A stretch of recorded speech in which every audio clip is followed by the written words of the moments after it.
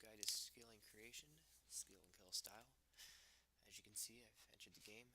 I've checked what available clay is on the map. I've proceeded to make my way to collect Class 1, Class 2, and so forth. I come across a Class 4 pool, which I have a fairly high fishing level, so I decided to go for that straight from 2. And I've spotted the Class 5 tree on the map, and right now I'm trying to get a hatchet.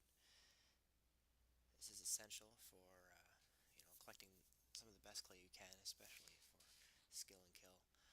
If you have you're able to build the tool of the same level as a Class 5 hatchet for a Class 5 tree. Getting the best gear and the best equipment really does make a difference, especially in this style of stealing creation. Um, you can see right now, just gearing up kind of intimidates the area a little bit. And this helps your team out a lot and can really help you from getting attacked by strong PKers just by kind of keeping your area free of other players on the team if you have the combat ability to do so. Um, Other teams build barriers, and you can often get kills like this. Can net you a fair amount of clay. As you can see, I've gone with the mage hat, the hard body, and the plate legs, along with the Class 5 dagger. This is my preferred setup for PKing in stealing creation. You can either choose to mage or range or do some hybriding. Um, they can be effective, I guess, depending on your levels and how good you are at a certain style of PKing. Usually I like to keep one of each potion and a prayer potion, and all three tools that I have 80 plus in: woodcutting, mining, and harpoon. I try to keep about 10 scrolls, 6 or 7 pieces of food,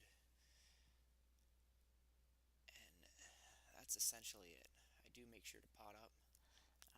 Pots make a big difference. If you can be 118 over 99, I mean, it gives you a significant level advantage, just like it does in an actual PKing or in PVM. Right now I'm just trying to get my 20,000 points, which I have gotten, as you can see by my score, 23,000. I just did that by collecting Class 5 clay and making C5 arrows and banking them with my summon. Now I'm kind of into the PKing a little bit. Some of this PKing is sped up 2 times, some isn't. I guess you'll kind of notice when I speed it up and slow it down. I mean, that was a fairly good PK, and his biggest mistake was he didn't protect from the right style, which really hurt him, as you can see. I got a fair amount of points from that guy. Another thing I like to do every so often, I don't even have that good of a thieving level 64, is pickpocket people, especially mages. As you can see, I got a magic potion, a prayer potion, and 2 pieces of food.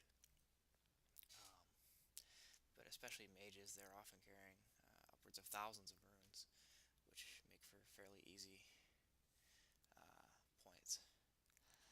Additional points, I should say. I mean, as you can see, people die very quick with that dagger, although a lot of this is sped up. Um, a lot of this PKing isn't going all that fast, and you will see when it slows down. Now, what I tend to do is I try to go after people who are either skilling, other PKers, um, and just people who are generally geared up. It's kind of an indication that they have at least something. I picked up a decent amount of Class 5 from this kill, and a lower level, completely unarmed, and around 80 or 90. I mean, that's a fair amount of points right there. I do try to avoid the one-itemers unless our team is fighting somewhere around there. They don't tend to provide a whole lot of points with respect to overall game score. I really like to kill the barrier builders. Forward barriers, respawn a lot of one-itemers against your team. And you see in a lot of fights like that there's just no sense in me fighting because it's all one-itemers by myself. I usually just run.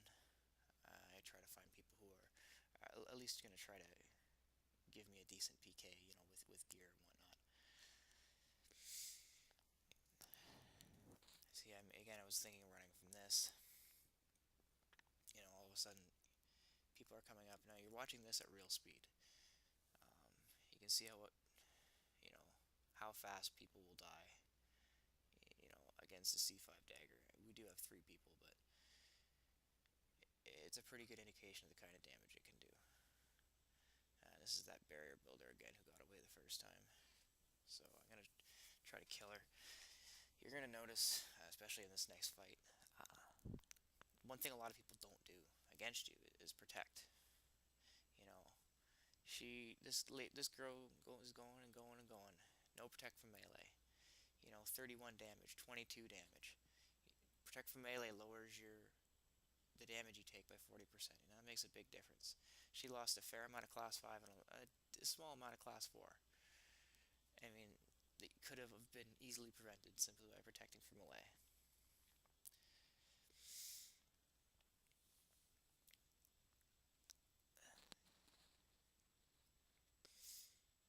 Just another one-itemer. Team's fighting. They tend to stay away. Just recharge your prayer every time you can get the opportunity. Just saves you using prayer potions. Look at, again, this guy. Not protecting. He does make it into the fog, but, I mean, just barely. You don't want to be that guy. Anytime you're getting attacked, especially by a big group of people, you have to protect. Most people who protect against me do end up living as long as they're kind of close to a fog or their own barrier.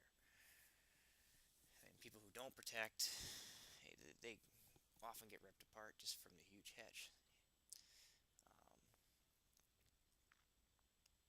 33 potted with a class 5 dagger can take off a lot of people's health pretty quick. I like to pickpocket mages. I just find it fun.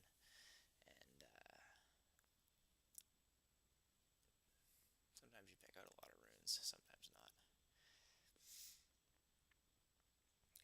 I'm in fairly deep, but I'm in against a fairly weak group. Not everybody here is really fighting. It's only a couple of lower level mages I don't find to be a huge threat, especially with protecting for magic. And our team's kind of around here too. Now the big thing with this is, I guess, you don't want to die, but if you are going to die, make sure you don't have any food on you. I don't have any good games of really how to tank out in stealing creation quite yet. It doesn't happen very often. But class 5 food heals a lot quickly, and it does protect over the C5 dagger if you have protect from item on. So try to have no food if you die. At least then you can protect your dagger, and just have fun one-iteming the rest of the game. The idea behind this is to get 20,000 points in the game by skilling. As you can see right now, I have over 50,000. It's a fairly good way of getting points if you get a fair amount of good drops and you have a good game like this is. See, the only reason this 138 lives is because she protected from melee. You're going to see she gets right to the base. Barely. Nice save.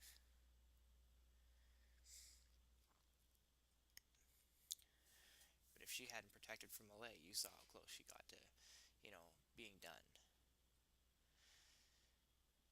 It wouldn't have been close.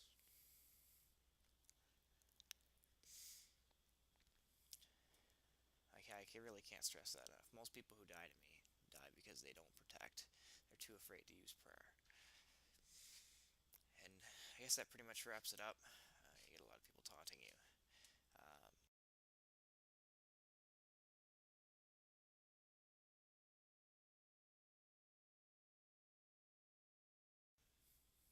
See, 57,000 points. Our team won. And most kills and most damage this game. So, fun PKing and still justify, I guess, playing Stealing Creation for the points.